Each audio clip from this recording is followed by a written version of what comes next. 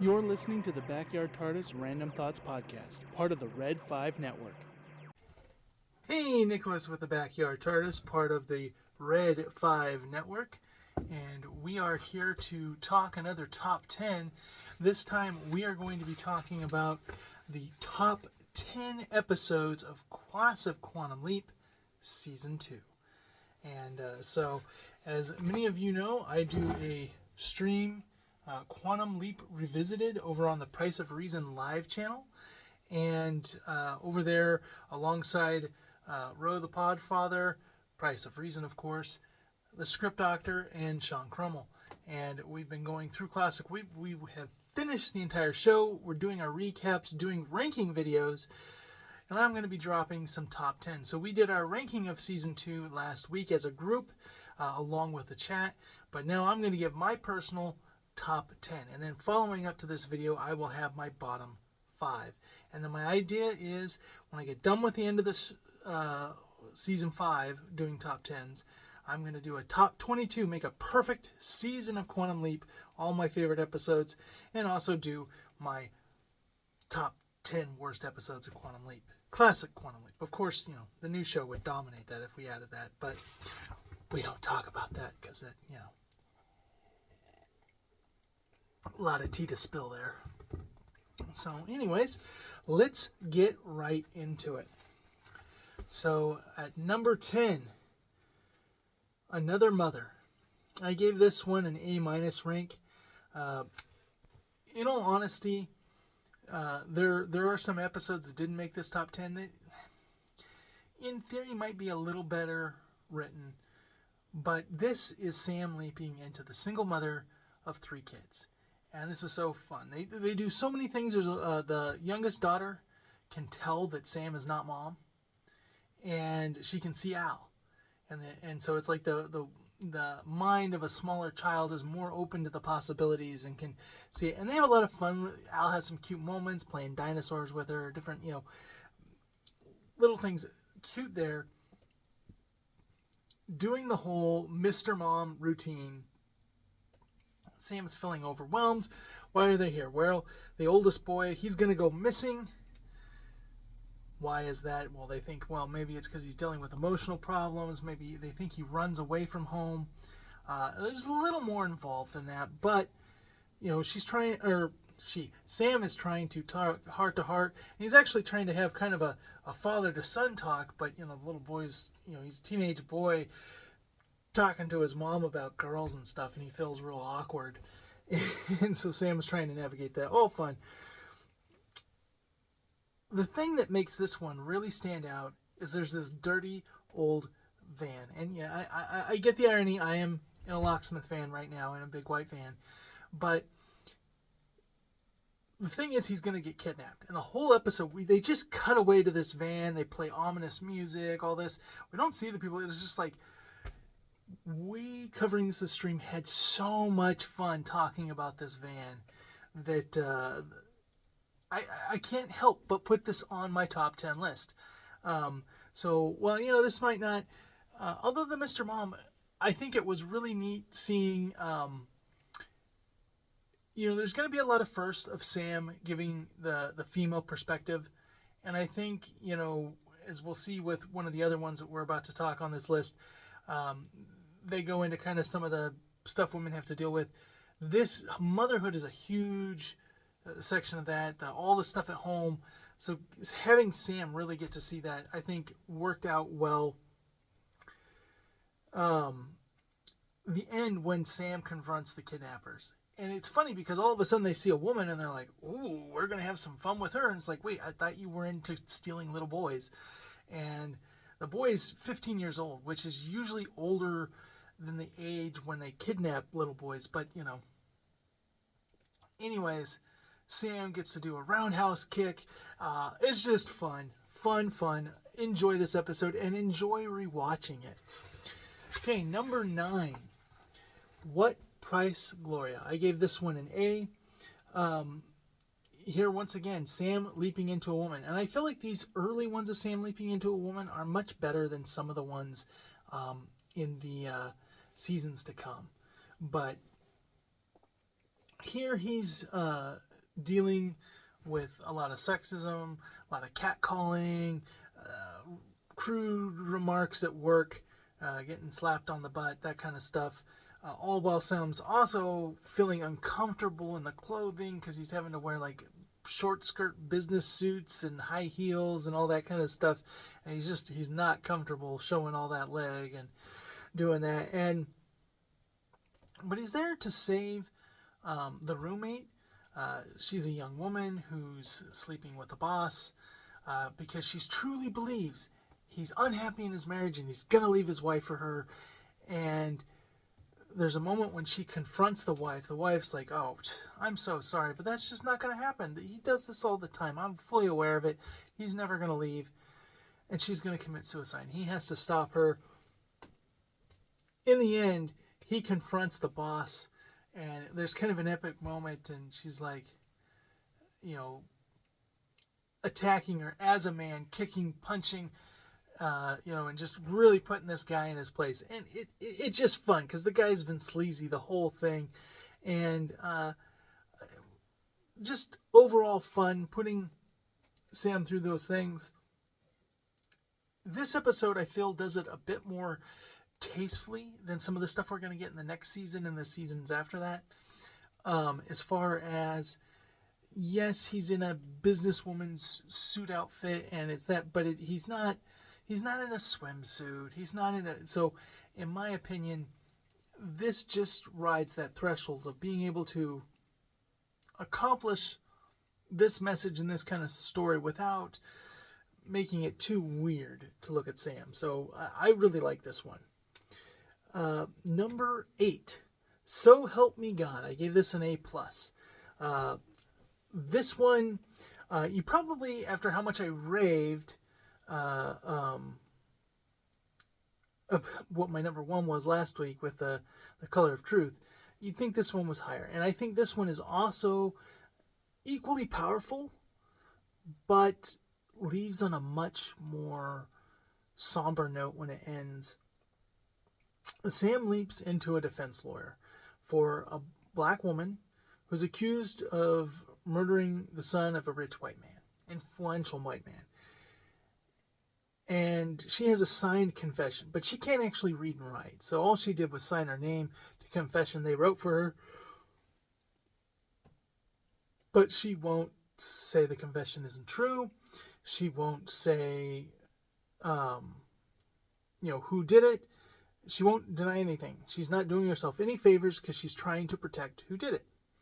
And so as we find out through this thing, and I'm going to be blunt, I don't, YouTube can censor me all they want, make it non-discoverable, whatever.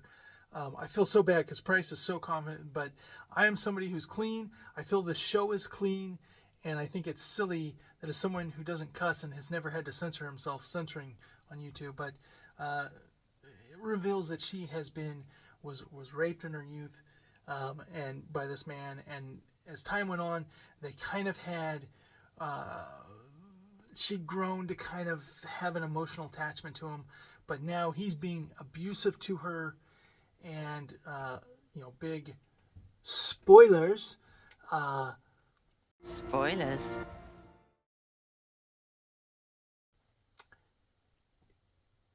It was the mom. She came in on him attacking her, and she killed him. She didn't mean to kill him. She just meant to stop him. And the whole court, like everybody has been sworn on the Bible that they won't answer. And so because of that, they won't go testify. And it's really interesting. They're in this town where she's supposed to have a jury of her peers, but her peers would be other black women. They can't be there. So she has to have an all white jury because they're not legally allowed to be jurors. So they're showing just how much of a sham this trial is. But in the end, when the mom comes in and she starts blurting out what she did and describing it, like, everyone went quiet. Like, all the dirty laundry got out. Cases dropped. It's powerful. But then when you see the state that mom is in, you see the state that everyone is, it's just one of these episodes that just lingers with you. So while it is really good, it doesn't have as much rewatchability for me because at the end, it just stings a little, Number 7. This one also A+, Jimmy. A lot of people will have this S rank up in their top tiers. This also, to me, hits a little hard. He also comes back later, and I feel like that taints me a little bit of what we saw the Evil Leaper do to this family. It kind of ruins a little bit the happy ending. But Jimmy is mentally disabled with Down syndrome. Once again, they can censor me all YouTube wants. All they're just going to do is make me not as visible. But it has the meme where Sam turns to the camera and goes, "I'm retarded." And so, which that word isn't really used anymore. But at the time, that was something people were called. But he has Down syndrome. And he's got his brothers had to move in. He's got him working down at the docks. His brother is desperate for him not to go into a facility. And so his brother Frank, but his wife Connie is not so thrilled about it. Not only is he like a great big man-child that she kind of has to take care of, and she can't feel... it's like she always has company and someone to care for in her home. But their son Corey, she's constantly worried that they're going to get hurt because he acts and plays with Corey like he's another kid, but he's a full-grown man. And so she's worried that Corey's going to get hurt. Jimmy's coworker Blue has it out for him. He has dyslexia, and he is self-conscious about it, so he's picking on Jimmy. That in the end, Sam gives Corey CPR, saving his life. That wins Connie over, saves his job. We learn in this episode that Al's sister also was mentally disabled, and after their dad died and they went into the foster system, that she ended up in a facility like this and ended up dying in an institution. And so there's a lot of heart, a lot of things there. Very interesting episode, but very frustrating. This is also blurring the lines. We've seen Sam leap into a blind man and yet be able to see.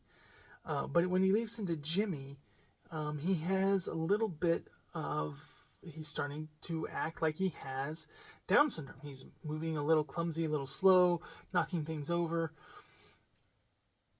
And I hate to say this, and Tex Rogers is going to be upset that I said this, but I almost think that this is... If we're going to headcanon it, in later seasons, we're going to get a lot of mind melding. So if it's not the physical body traits, then maybe it's Jimmy's mind. I'm not a fan of that either, but seeing as they constantly seem to go back and forth onto whose body Sam's in, is it his body with their image projected over it, or is he in their body and it's just his soul in the body and he has the limitations of their body? That's not the way the majority of the show goes.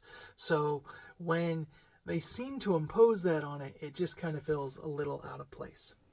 And that kind of knocks it down just a little bit for me. But great episode, and a very memorable episode. They come back to these characters twice more, once in the Evil Leaper and then in the finale.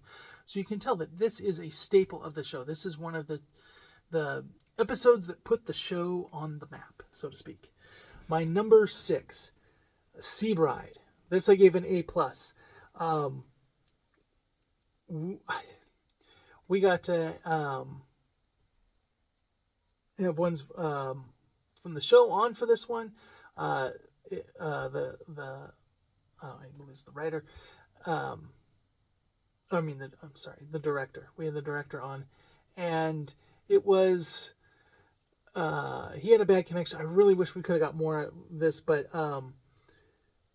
Sam leaps into the ex-husband of this woman who's about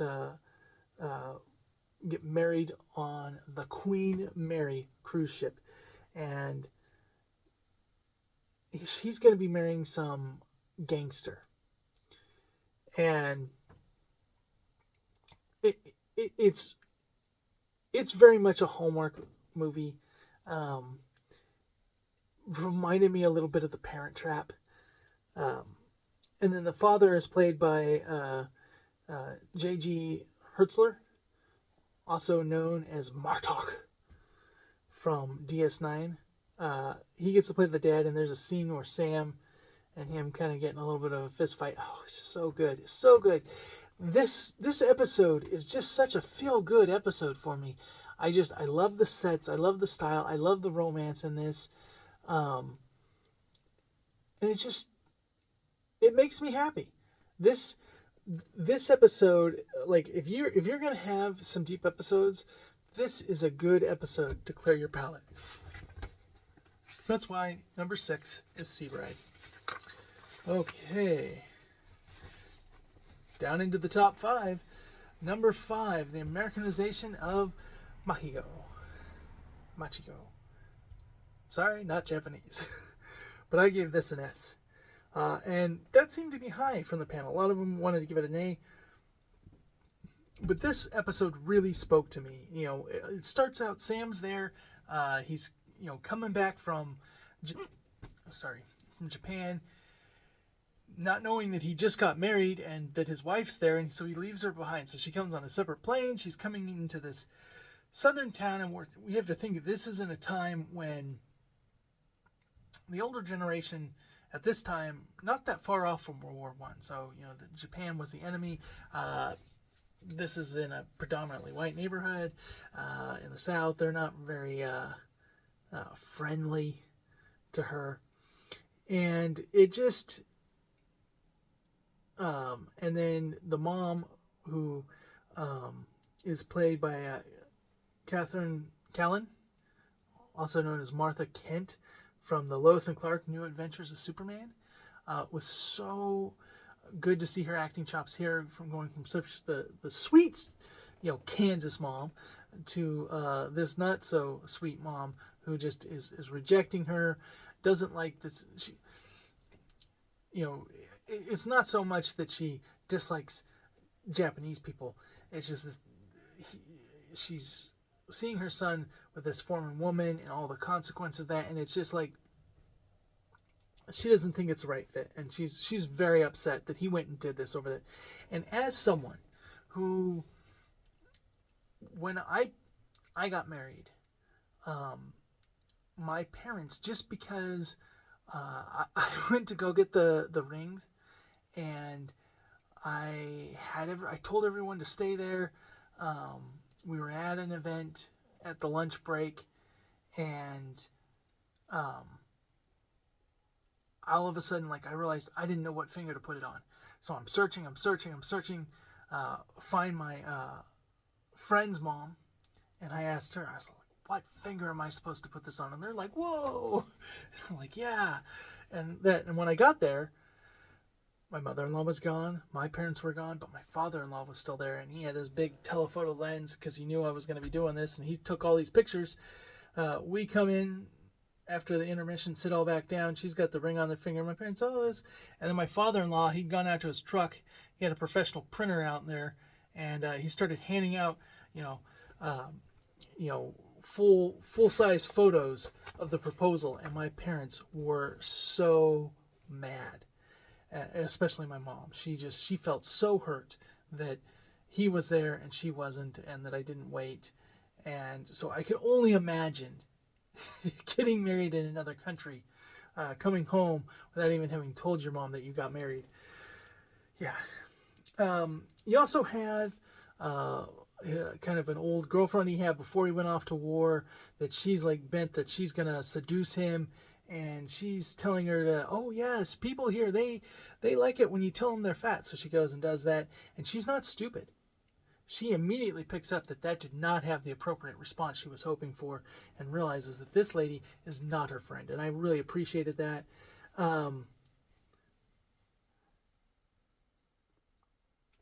and it's funny. And so she's trying to impress the mom by doing everything, cooking her rice. He's like, I don't want rice. We're not Japanese.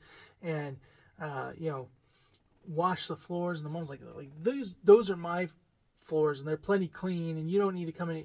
She's feeling like she's coming in and taking over, and she's trying to please her. She catches, or she's doing laundry, and in her country, like the ladies take the tops off because they're going to hang them out, wash them and hang them out to dry. So she's out in the yard, topless, doing the laundry. Of course, this is on a station. Everything is good. We're not seeing things. This is not HBO or Skinamax or anything like that. And but it's funny, the family's coming home, and they've brought the local minister over to see them all, and here they pull up, and she's there topless, and the minister's like, oh, yes, of course, cultural differences, I fully understand, as Sam's trying to explain it away. And, it's just kind of like all awkward, all trying to save their pride and not make it more awkward than it is. And then she catches Sam as this ex-fling invited him into the barn, and she jumps on top of him, trying to get him. She comes in there. He has to go run after her. There's so much heart, so much that. And what I like is they show the mom be something that would cast her as the villain, as the racist, as the ist and the phobe and all that. And the episode is about helping her view this person as her daughter-in-law, coming to love and accept her. And she is so nasty to her at first, but it's not just because she's Japanese. That's a big part, but it's not just because of that. And once he can get her to accept her, she softens. We see that Sam is able to make that change. It was not that hard. And we live in a time period right now where people write people off just because of one comment. They make one comment on social media, especially famous people, but they make one comment, and forever, any time they ever come up saying anything, you go, we knew that time you said that comment. I love this episode. I like the culture clash. Everything about this episode, I love. Number 4, the Honeymoon Express. This is an S. Sam has to help. He's leaped in on the honeymoon. He has to help the fiancée study so she will become a judge who, plot twist, will save the Quantum Leap program. This is really the first episode that really kind of did groundbreaking things happening that greatly affect the program. But here's the thing. Her ex is on the train, and he is an ex-mob person. We got a lot of people, ex-mob boyfriends. Like, this is like the 3rd or 4th one in the show. Like, that seems to be a trend here. But it's funny because you have, first he sees he has a gun. Well, he's been a mobster, so now he's worried, and then he finds the badge. But, he doesn't really know how to. He puts the gun away. This guy steals the gun off of him. Also has a knife, so he's constantly trying to kill Sam. Al is telling Sam to go for it. All she wants to do is do what you want to do on your honeymoon. And he's like, you got to study. And he's trying to be pure and chaste. And really, I appreciate Sam. The panel was very much frustrated by this episode because she's a very beautiful woman. She's in very beautiful nighttime attire. And she's really, really trying to seduce Sam. He's not. It would really be wrong of somebody to steal the honeymoon night, so to speak, from the actual person, because they're not in the body right now. That first should be between those two people, not somebody else. That would be morally wrong on multiple levels, in my opinion. But so you have that, and he's trying to help her. We're cutting back to Al, who is in his dress whites. Now he looks professional, not his normal quirky garb, and he is having to defend the program. And they're saying, make a major change, or we're shutting it down. And so he's like, oh, we gotta stop this attack. Call a thing here. Her father's a general, so you gotta convince her to do this. And Al's really doing that. And Sam realizes there's a much more personal thing that needs to be solved here. And he wants to focus on that. Al and Sam are butting heads. And Sam can't get it. And then finally, Al has to come clean of what's going on. Like, the program is on the line. But Sam's like, still no, I got to do the right thing. There's lots of fun. Fights on the train. All in all, as a season opener, this is one of the best. Love it. It was great. Okay, but what could be better than that? Well, my number 3, Pool Hall Blues. This was an S for me. This one I loved. Sam leaps into famous pool hall hustler, who is trying to help his granddaughter, maintain this old pool hall bar, and this person has a specific connection to Al, because when he was in the orphanage, he had ran away at one point, spent a summer with this guy, learned all the tricks and the trades and everything. Now, because he's black, so this is, again, Sam's leaped into a black man. Because the daughter's black, she can't get a business loan. They go to the bank, there's a black banker, and he's like, hey, you know how hard it was to make it here? And he's like, yeah, you need to help us up. And he's like, no. If I start giving you loans, I'm going to lose my job. I can't do that. So what has she done? She's used a loan shark, and he's coming in trying to collect. Sam has to put him in his place. He's got to beat him at pool, because this guy's also good at pool. He also has to beat up his enforcer, which he's an old black guy, but, Sam, roundhouse kicks, punches, all that kind of stuff. Takes that guy down. Then they get up. Al is just, do you realize you're holding Bessie? This is the such and such stick. I was like, oh yeah, only so many people have gotten to hold this stick, and he's fanboying out. The one thing I said that would have made this probably the top of the list is if we had seen Kid Al.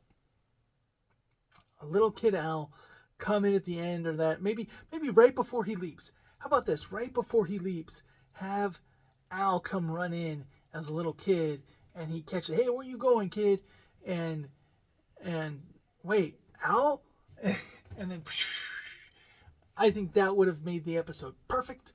But, just the thing where Al lines up the lines on the pool table to do that, when I was a kid, that blew my mind.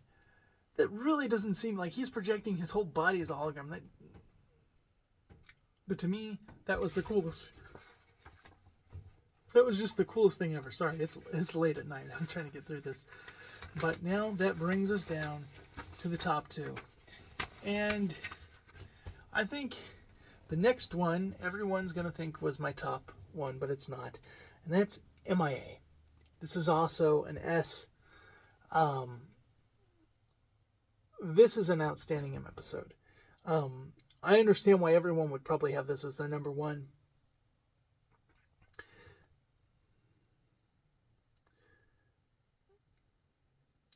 In this one, Sam leaps into a detective, and he's told by Al that he has to stop a woman from falling in love again, as her missing in action, presumed dead husband is currently a POW, but he will return. Unfortunately, he's going to do that about a year after she remarries, and so Al's telling him, you got to stop that. Turns out, though, dun dun dun, it was Al himself. And Sam was really there to save his partner from getting shot.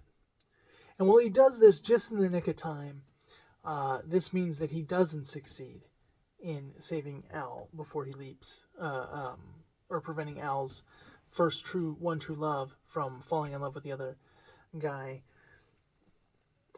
And Al gets to do a dance with her while she's alone in her room, and it's just one of those things that it's so beautiful, it's so touching. It's also, Al, when he Sam's like, what are the other options? And I was like, I never ran them. Like, that's how much this affects it. And it's crazy, and all the sex anecdotes and all the ex-wife jokes and all that stuff that Al's always cracking, they're all because of this. This is his true love. And because of what happened to him in Vietnam, because of all that, he never got to be with her. That was robbed from him. And that for the rest of his life has affected him. In fact, we find out that when Sam found Al was kind of like Captain Jack from Stargate. Like, he was spiraling. He was a drunk, and he was in a bad spot.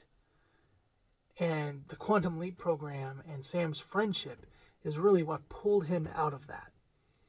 And so we'll get to it when we get to the final season, the final episode, but the fact that Sam finds that this moment, not the moment when he didn't rescue him, but this moment was the moment when he felt so much regret, because Al was asking him, for this once, forget the mission, do this for me. And he didn't. And he could go home, be with his wife, all that stuff, but Sam chooses to come back to this moment and fix it. So touching.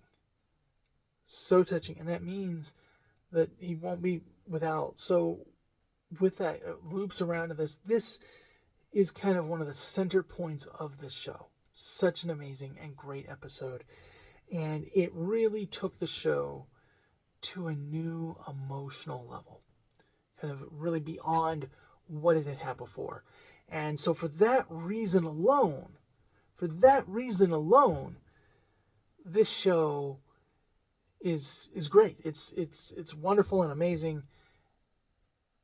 And this episode is amazing, outstanding, should win all the awards. So why is it not my number one? Well, my number one is Good Morning Peoria. Because, man, did I love this episode. This is not the most touching episode, not the most impactful episode, but this is by far maybe the second most fun episode for me in the whole show. There's only one episode that I say I had more fun with than this episode. Sam leaps into a Good Morning Vietnam situation as radio DJ. Now, the station is run by the original owner's daughter who inherited it, but played by Patricia Richardson, a.k.a. the mom from Home Alone. Home Alone. The mom from Home Improvement, Jill. So, but she's a woman in a man's world trying to conduct this business. She's kind of being told what you can and can't do, not treated like a true business owner in some ways. And so she's kind of having to give it twice what she gets. And the local newspaper owner wants rock and roll band. And this is funny because of what period of time, what rock and roll was that back then.